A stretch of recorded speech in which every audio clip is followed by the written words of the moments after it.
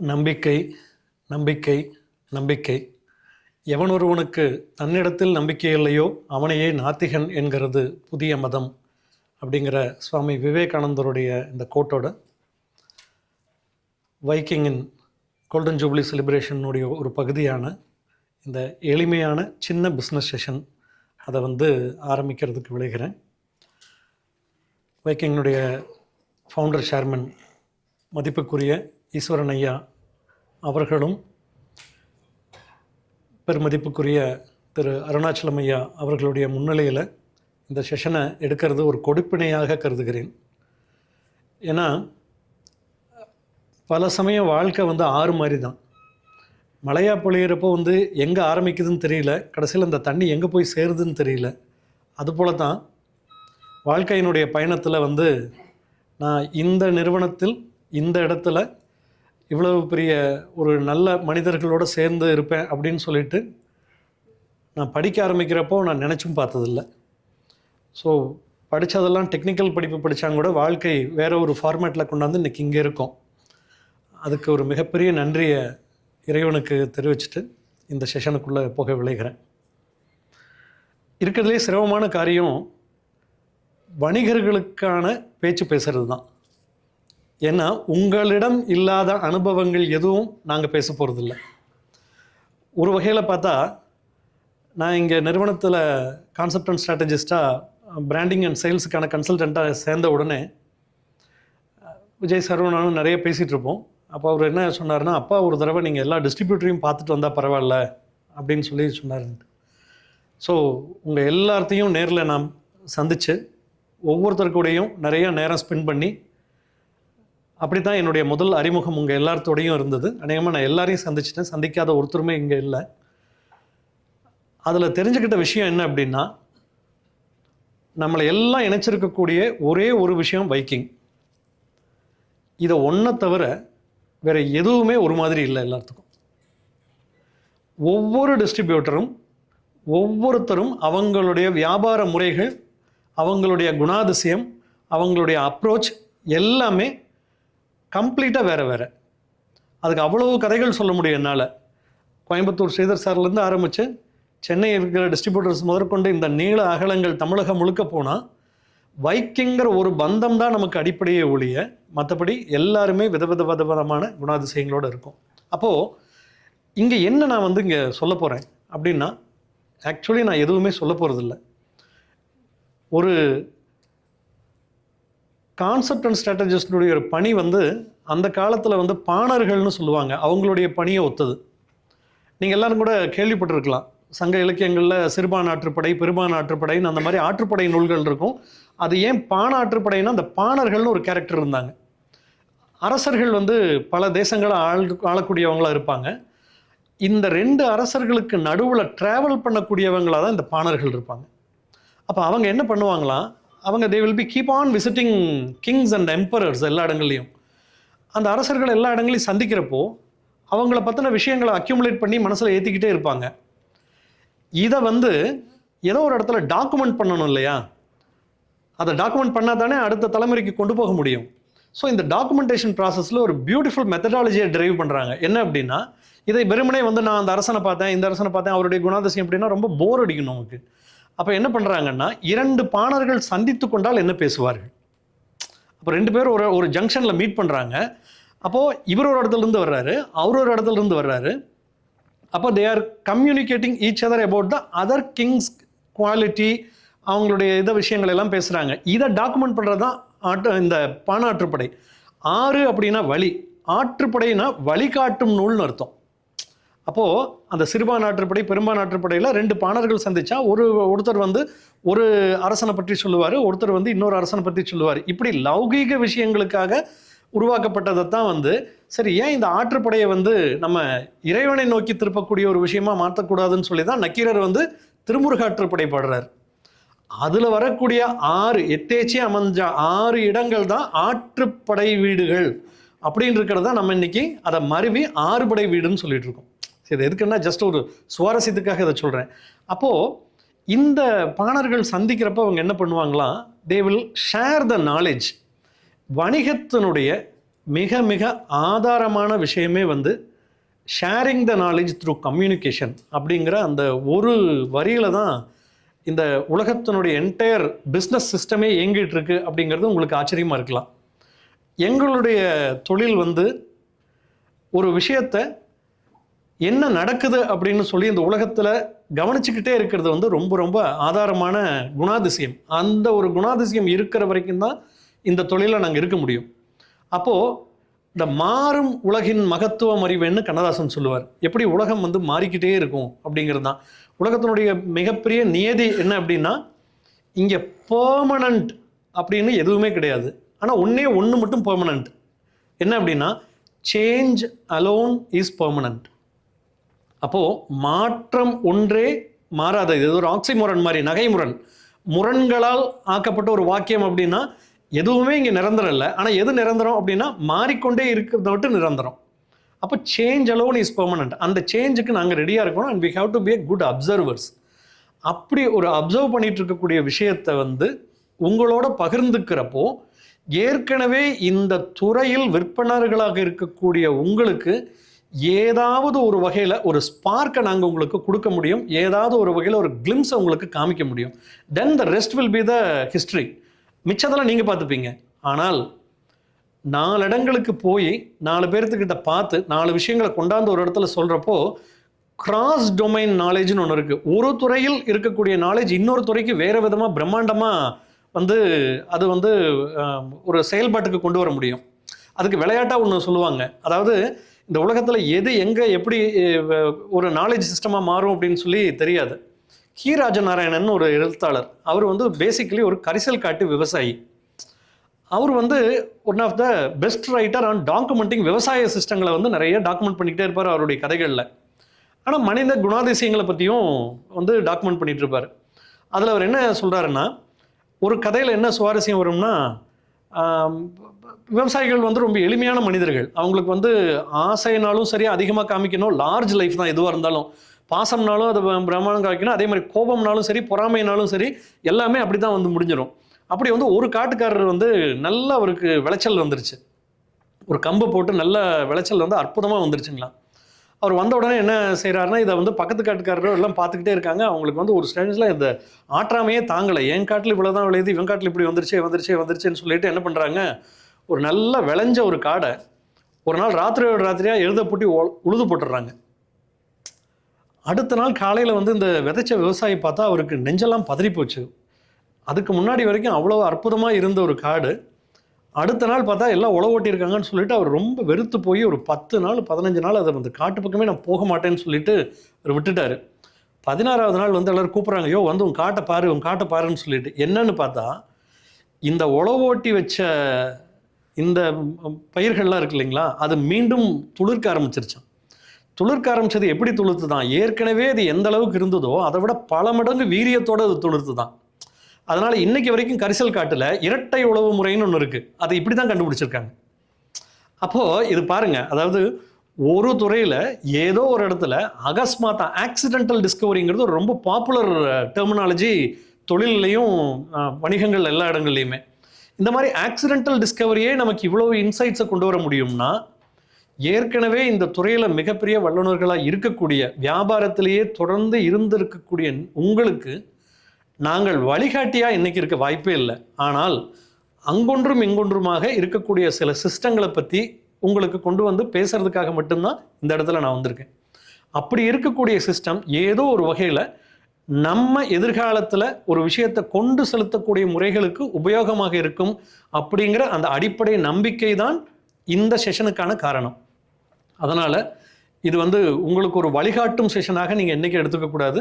இது ஒரு சிந்தனைகளை பகிர்ந்துக்கக்கூடிய ஒரு செஷனாக மட்டும்தான் எடுத்துக்கணும் அப்படின்னு சொல்லிட்டு, இந்த செஷனுடைய நேரமின்மை கருதி நான் வந்து இதை கொஞ்சம் சுருக்கமாக வச்சுட்டு மத்தியானத்துக்கு மேலே இருக்கக்கூடிய இன்னொரு செஷனோடு சேர்த்து கொஞ்சம் எலாபரேட்டாக பார்த்துக்கலாம். ஏன்னா ஆல்ரெடி இட் இஸ் 1:30. அதனால் நான் இதை ஒரு 10 நிமிஷம் பேசி முடிச்சுட்டு அதை நிறுத்திக்கிறேன். அப்புறம் உணவு முடிச்சதுக்கப்புறம் அடுத்தடுத்த செஷன்ஸ் இருக்கும். அதில் இன்னொரு செஷன் இருக்குது. அதில் வந்து விட்டு போன விஷயங்களை நான் அதில் சேர்த்திக்க முடியும். ரைட். கான்வர்சேஷனை பற்றி சொல்கிறதுல ஒரே ஒரு விஷயந்தான் ஃபஸ்ட்டு எடுத்த உடனே எல்லா இடங்களையும் நான் சொல்லணும்னு நினைக்கிறது வந்து என்ன அப்படின்னா, இப்போ இன்றைக்கி காலையில் ஞானசம்பந்தம் ஐயா வந்து பேசிட்டு போனார். இவருடைய பேச்சுக்கள் எல்லாம் என்ன அப்படின்னா, நிறைய விஷயத்த நமக்கு லகுவாக்கி கொடுக்கும் மனசை. நம்ம வந்து ஏதோ ஒரு வகையில் வியாபார இதில் வந்து கொஞ்சம் மனசும் சிந்திக்கிற முறையும் நமக்கு கொஞ்சம் கடினப்பட்டிருப்போம். ஏன்னா எப்போ பாரும் நமக்கு வந்து ஒன்றா ஒரு விஷயத்தை கொண்டு செலுத்தணும், அதே சமயம் சேம் டைம் இருக்கிற பிரச்சனைகளை சமாளிச்சுட்டே இருக்கணும். அப்போ இங்கே வந்து மழை பெய்யறதை பற்றி சொல்கிறப்ப எப்பயும் உழவு மழையான்னு கேட்பாங்க. இந்த உழவு மழை என்ன அப்படின்னா, அதனுடைய அர்த்தம் என்ன அப்படின்னா, அந்த தண்ணீர் அந்த மண்ணில் பெய்வதனால் அதை வந்து நல்லா உள்ள கொஞ்சம் இறங்கியிருக்கும் தண்ணி. அப்போ வந்து உழவு ஓட்டுவதற்கு லகுவாக இருக்கும். அந்த ஏர் கலப்பையை உள்ளே வச்சு அப்படி உழுகிற அளவுக்கு அது லகுவாக அது இருக்கிற மலையை தான் வந்து ஒரு உழவு மலை, அரை உழவு மலைன்னு சொல்லுவாங்க. அதுபோல் ஞானசம்பந்தம் ஐயா வந்து காலையில் என்ன பண்ணியிருக்காரு அப்படின்னா, நம்ம எல்லாத்துக்குமே நம்ம மனசை கொஞ்சம் லகுவாக்கி கொடுத்துருக்காரு. இப்போ வந்து கொஞ்சம் ஒரு எளிமையான மனதோட நம்ம வந்து நிறைய விஷயங்களை உள்வாங்கிக்கிறதுக்கு தயாராக இருப்போம். அந்த உள்வாங்கிக்கக்கூடிய தயாராக இருக்கிறப்போ எந்த விஷயத்தை முதல்ல எடுத்து பேசுனா உபயோகமாக இருக்கும் அப்படின்னா, ஒரே ஒரு வார்த்தை உலகம் முழுக்க அந்த காலத்திலேருந்து இந்த காலம் வரைக்கும் வெற்றி பெறக்கூடியவங்களுடைய அடிப்படையான தேவையாக இருப்பது அப்படின்னா ஒரு சொல்லாடலை சொல்லலாம். அதுக்கு பேர் பேரடைம் ஷிஃப்ட் அப்படிங்கிற ஒரு சொல்லாடலை சொல்லலாம். அது என்ன பேரடைம் அப்படின்னா, பேரடைம் அப்படின்னா சிந்தனை சிறை அப்படிங்கிற ஒரு வார்த்தை ஞாபகம் வச்சுக்கோங்க. நம்ம சிந்திக்கும் முறையில் ஒரே பேட்டர்னை ஃபாலோ பண்ணிட்டு அதை ஒரு ஜெயிலில் போட்ட மாதிரி நம்ம உள்ள மாட்டிக்கிறோம் இல்லைங்களா, அதுக்கு பேர் தான் சிந்தனை சிறைன்னு பேர். அந்த சிந்தனை சிறை சிந்திக்கும் முறையில் இருக்கக்கூடிய அந்த சிறைப்பட்ட அமைப்பிலிருந்து நம்ம வெளியே வர்றது, அதுக்கு பேர் பேரடைம் ஷிஃப்ட். இந்த பேரடைம் ஷிஃப்ட் அப்படிங்கிறது என்னென்ன இந்த உலகத்தில் பண்ணியிருக்குன்னு 1-2 எக்ஸாம்பிள் மட்டும் சொல்லிவிட்டு அதோட நான் இப்போ இந்த செஷனை நிறுத்திக்கிறேன். இப்போ உங்களுக்கு எல்லாத்துக்குமே எஸ்டர் இயர்லேருந்து இந்த யங்கர் ஜென்ரேஷன் வரைக்கும் எல்லாருமே நம்ம இங்கே இருக்கோம். ஸ்விஸ் வாட்ச் தெரியும் எல்லாமே. வாட்ச் அப்படின்னாலே அந்த காலத்தில் வந்து சுவிட்சர்லாந்து தான். சுவிட்சர்லாந்தினுடைய வாட்ச் தான் வந்து இட் இஸ் வெரி பாப்புலர் எல்லா இடங்கள்லையுமே. இந்த ஸ்விஸ் கம்பெனிக்காரங்க வந்து இப்போ நம்ம திருப்பூரில் டிஇஏ இருக்குது, திருப்பூர் எக்ஸ்போர்ட்டர்ஸ் அசோசியேஷன் மாதிரி, அதே மாதிரி டொமஸ்டிக் பிராண்டுக்கு ஹேண்டில் பண்ணுறவங்க கொடிசியா, அந்த மாதிரி நிறைய ஆர்கனைசேஷன்ஸ் கொங்கு மண்டலத்தில் இருக்குது. அதுபோல் இந்த ஸ்விஸ் கம்பெனிக்காரங்க இந்த வாட்ச் மேனுஃபேக்சரர்ஸ் அசோசியேஷன் ஒன்று, it is a very strong and popular body. இவங்க சேர்ந்து ஒரு பெரிய அமைப்பை வச்சு நடத்துகிறாங்க. அதில் நிறைய சயின்டிஸ்ட்ஸ் வந்து வேலை பார்க்குறாங்க. அதில் உங்கள் ஸ்விஸ் வாட்சினுடைய மெக்கானிசம் இன்றைக்கி வரைக்கும் அந்த விளம்பரத்தை பார்த்தீங்கன்னா அதுக்குள்ளே வந்து எத்தனை வகையான மெக்கானிசம் இருக்குது, அந்த வாட்ச் வந்து எத்தனை வகையான இதனால் செய்யப்பட்டதுன்னு ரொம்ப டீட்டெயிலாக எக்ஸ்பிளைன் பண்ணுவாங்க. அதுபோல் இவங்களுடைய அந்த ஆர்கனைசேஷனுடைய வேலையை சயின்டிஸ்ட் எல்லாம் வச்சு அதனுடைய குவாலிட்டியை டெவலப் பண்ணி இன்னும் மெருகேற்றி பண்ணிட்டு இருக்கிறது தான். அதில் ஒரு பெரிய சயின்டிஸ்ட் குரூப்பே வேலை பார்த்தாங்க. அந்த சயின்டிஸ்ட் குரூப்னால கண்டுபிடிக்கப்பட்ட ஒரு டெக்னாலஜி தான் குவாட்ஸுங்கிற டெக்னாலஜி. குவாட்ஸுங்கிற டெக்னாலஜி யார் கண்டுபிடிக்கிறா? ஏற்கனவே வாட்ச் கம்பெனி நிர்வாகத்தினால நடத்தப்படக்கூடிய ஒரு பாடி தான் அதை கண்டுபிடிக்குது. ஆனால் இவங்க என்ன சொல்லிடுறாங்கன்னா, ஸ்விஸ் வாட்ச்னா நல்ல கனமாக இருக்கணும், நல்ல கெட்டியாக பெருசாக இருக்கணும், உள்ள இத்தனை வீல்ஸ் இருக்கணும், இத்தனை மெக்கானிசம் இருக்கணும், இப்படி இருந்தால்தான் மக்கள் எடுத்துப்பாங்க. இப்படி இருந்தால்தான் மக்கள் எடுத்துப்பார்கள்னு சொல்லிட்டு இவங்களாக நினச்சிக்கிட்டு இது வேண்டாம், இந்த டெக்னாலஜி இது பார்த்தா இது வாட்ச் மாதிரியே இல்லை, என்ன மயில இருக்க மாதிரி பொங்குன்னு இருக்குது அப்படின்னு சொல்லிட்டு அவுட்ரைட் ரிஜெக்ஷன். என்னாச்சுன்னா அப்போ அந்த சயின்டிஸ்ட் கேட்குறாங்க, சார் கண்டுபிடிச்சிட்டோம், இவ்வளோ செலவு பண்ணியிருக்கோம், இப்போ இந்த ஸ்டேஜில் இருக்குது, இது யாராவது பேட்டன்ட் கேட்டால் கொடுத்துடலாமா அப்படின்னா, இதெல்லாம் யார் வாங்க போகிறா, யார் கேட்டால் வந்த விலைக்கு வித்துருன்னு சொல்லி கொடுத்தாங்க. ஜப்பான் கம்பெனிக்காரங்க வாங்கினாங்க. இன்றைக்கி Switzerland is no more in the scene, wiped அவுட்ங்க. இன்றைக்கி இருக்கிற தலைமுறைக்கு ஸ்விஸ் கம்பெனிக்காரங்க வாட்ச் விற்றாங்கன்னு சொன்னால் யாருக்குமே தெரியாது. அவங்கள பொறுத்த வரைக்கும் சுவிட்சர்லாந்து அப்படின்னா டூரிஸ்ட் ஸ்பாட், அவ்வளோதான். ஒரு பேட்டர்னில் சிக்கி இருக்கிற ஆர்கனைசேஷன் வந்து அவங்க கண்ணு முன்னாடி இருந்த ஒரு வாய்ப்பை தவற விட்டதுனால சினாரியோலே இல்லை. இது அந்த காலத்து எக்ஸாம்பிளாக எடுத்துக்கலாம். சரி, இந்த காலத்தில் வேறு என்ன எடுத்துக்கலான்னா, நோக்கியா கம்பெனி மொபைலுங்கிற டெக்னாலஜி வந்த உடனே எங்கே பார்த்தாலும் நோக்கியாங்கிறது பேசிக்கலி ஒரு சாஃப்ட்வேர் ஆர்கனைசேஷன். அது அந்த சாஃப்ட்வேர் ஆர்கனைசேஷன் தான் வந்து பின்னாடி வந்து இந்த ப்ரொடக்ஷன் இண்டஸ்ட்ரிக்குள்ளே வந்து தே கிரியேட்டட் தெம்செல்ஃப் அஸ் அவங்க ப்ரொஜெக்ட் பண்ணிக்கிட்டது தன்னை ஒரு mobile manufacturer. And it was well and good, அற்புதமான ஸ்ட்ராட்டஜி, அழகாக வந்து எல்லா இடங்களையும் ஃபிக்ஸ் பண்ணாங்க. ஆனால் பொதுமக்கள் வந்து கேட்டுக்கிட்டே இருந்தாங்க, ஒரு சிம் பற்ற மாட்டேங்குது, 2 சிம் வேணும்னு சொல்லிட்டு. ஆனால் தொடர்ந்து பல வருடங்களாக நோக்கியா கம்பெனி வந்து அதை டினை பண்ணிகிட்டே இருந்தாங்க. யாரோ ஒருத்தவங்க அவங்களுக்குள்ள என்ன பேசிக்கிட்டாங்கன்னா, 2 சிம் போட்டால் 2 மொபைல் விற்கிறது கெட்டு போயிடும், அதனால் அப்படியெல்லாம் நம்ம கொண்டாட முடியாதுன்னு. அது வரைக்கும் சாம்சங்னா யாருன்னே தெரியாது நமக்கு.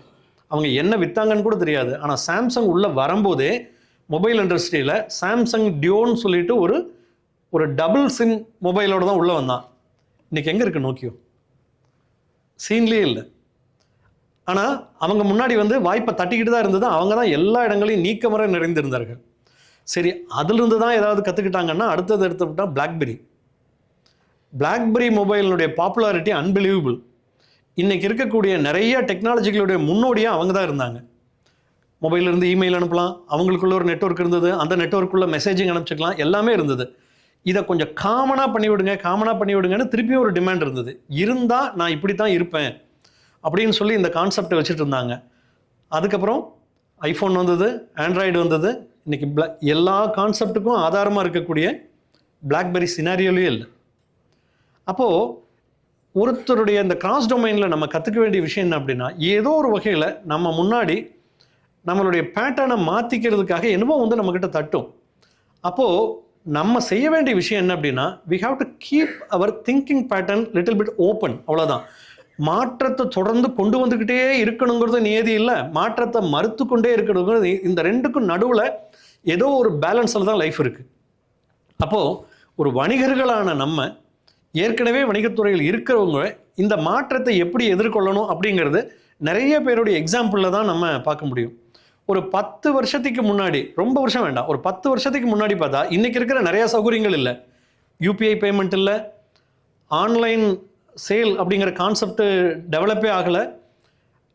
நிறைய பேட்டர்ன்ஸ், ட்ரெஸ்ஸஸை வந்து இப்படியெல்லாம் யூஸ் பண்ணுவாங்களா, இந்தந்த இதெல்லாம் ட்ரெஸ்ஸில் வருமா அப்படிங்கிற கான்செப்டும் கிடையாது. எல்லாமே ஒரு இறுகின பேட்டர்னில் இருந்தது. டெக்னாலஜிங்கிற ஒரு விஷயம் டெவலப் ஆக எல்லாருடைய விஷயங்களும் ரீடிஃபைன் பண்ணப்பட்டிருக்கு.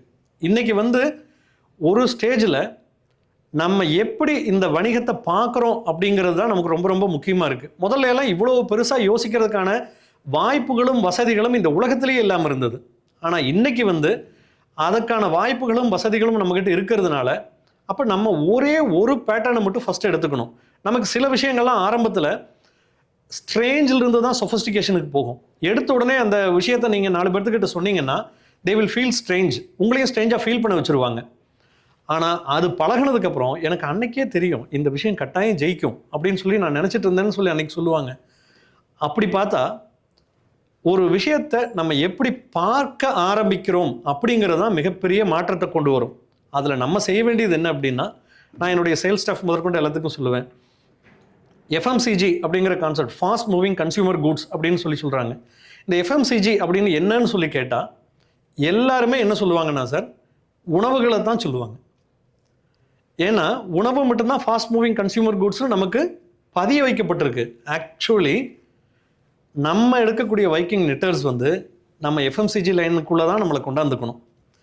ஏன்னா யார் கஸ்டமர் அப்படின்னு சொல்லி கேட்டால், யார் கஸ்டமர்? இந்த உலகத்தில் ஆணாக பிறந்த ஒவ்வொருவனும் பெண்ணாக பிறந்த ஒவ்வொருவனும் நமக்கு கஸ்டமர் தான். அதுக்கான ப்ராடக்ட்ஸ் நம்ம கையில் இருக்குது. இப்போ ஒரு லார்ஜர் செக்மெண்ட்டில் யோசித்தோம்னா இத்தனை வகையான ப்ராடக்ட் நம்மக்கிட்ட இருக்குது. இதை கொண்டு செலுத்தக்கூடிய ஒரு நெட்வொர்க் நம்மக்கிட்ட உங்களால் உருவாகிருக்கு இல்லையா? இந்த ஒரு 2 விஷயத்தை மட்டும் நம்ம யோசிக்க ஆரம்பித்தோம்னாலே நிறைய விஷயங்கள் வந்து அடுத்தடுத்த ஸ்டேஜுக்கு போகும். இந்த நெட்வொர்க் ஸ்லைட் போடும்.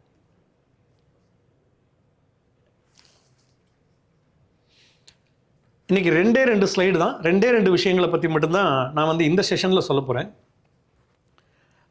உங்களுக்கு தெரிஞ்சிருந்திருக்கலாம் எல்லாத்துலேயுமே, உலகத்தில் இந்தியாவில் இருக்கிற மாதிரி டிஸ்ட்ரிபியூட்டர் பேஸ்டு ரீட்டைல் நெட்வொர்க் வேறு எங்கேயுமே கிடையாது. இது ஒரு யூனிக் மாடல். இந்த மாடல், அதாவது ஒரு ப்ராடக்டை ப்ரொடியூஸ் பண்ணக்கூடிய கம்பெனி ஒரு டிஸ்ட்ரிபியூட்டர் அப்ரோச் பண்ணி டிஸ்ட்ரிபியூட்டர்ஸ் மூலமாக ரீட்டைல் இண்டஸ்ட்ரிக்குள்ளே பெனிட்ரேட் பண்ணி அங்கே எல்லா இடங்களையும் வச்சு அங்கே கன்சியூமர் வந்து வாங்குகிற இந்த பேட்டர்ன் வந்து இவ்வளவு வளமாக இருக்கிறது வந்து இந்தியாவில் மட்டும்தான். இந்த சேர் கொஞ்சம் எடுத்துடலாம்.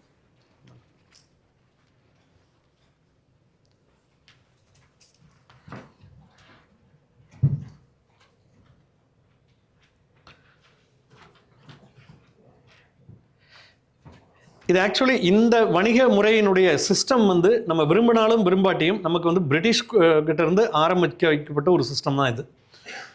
என்றைக்குமே ஒரு கெடுதலில் ஒரு நல்லது நடக்கும். அப்படி வந்து நம்ம இங்கிலீஷ் படித்து இவ்வளவு நாலேஜபிளாக இந்த உலகத்தில் போவோன்னு தெரிஞ்சிருந்தா இங்கிலீஷ் படித்தா நாக்க விட்டுவேன்னு ஆரம்பிச்சிருந்துருப்பாங்க. அவன் எங்கேயோ அந்த இடத்துல கணிக்க விட்டுட்டான் போல் இருக்கு.